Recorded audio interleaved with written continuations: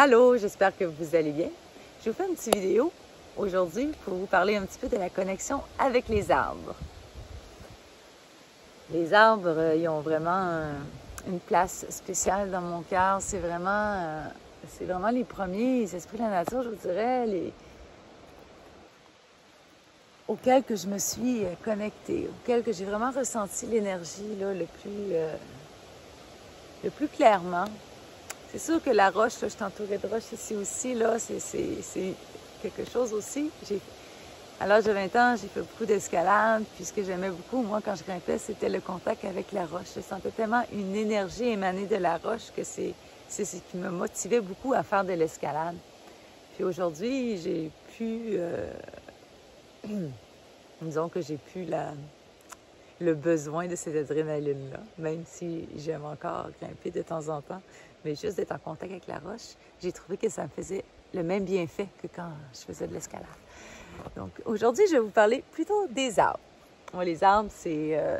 là, un an, je me suis vraiment connectée très fortement avec un pin qui était dans ma cour de ma nouvelle maison que j'appelle ma maison magique.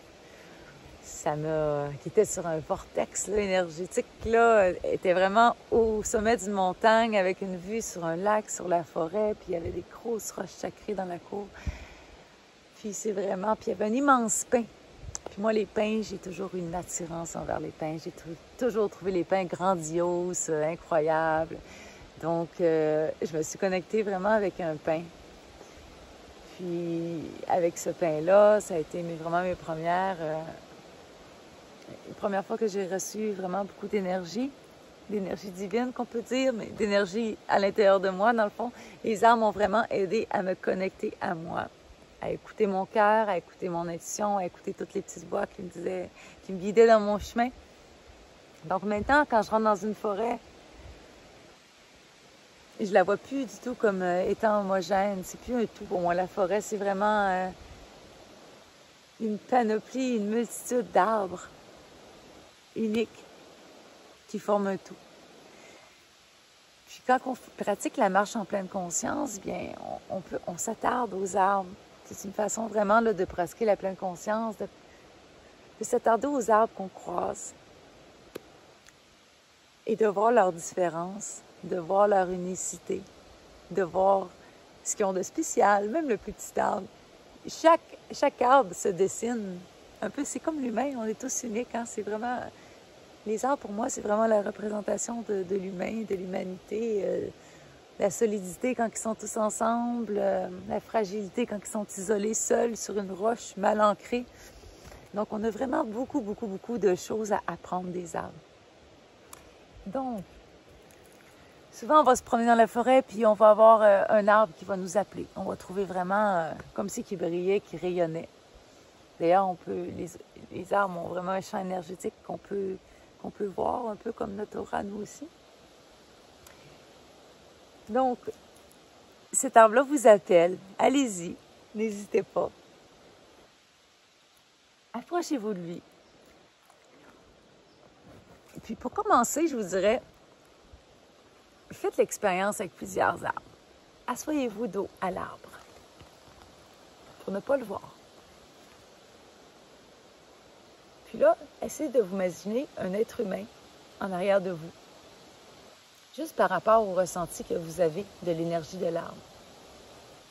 Faites le vide, prenez des bonnes respirations, des respirations d'ancrage avec le ventre, des respirations là, vraiment pour se libérer des émotions, puis des respirations là, vraiment pour se libérer le mental, vraiment plus au niveau ici du cœur.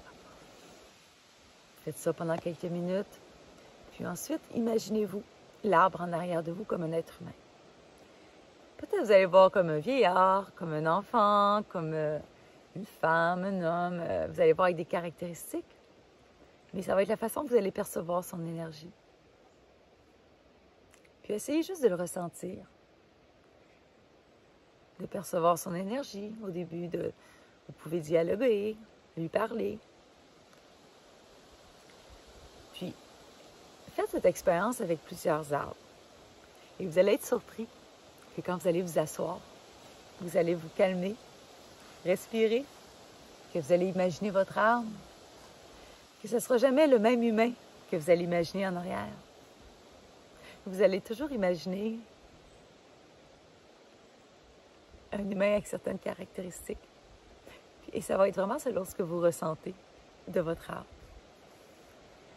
Quand vous commencez à ressentir comme ça un petit peu plus les essences, les esprits des arbres, à ce moment-là, vous pouvez le faire. Tu sais, je vais vous retourner puis essayer là, de vraiment les ressentir, mais avec vos yeux aussi, sans voir l'arbre comme un arbre.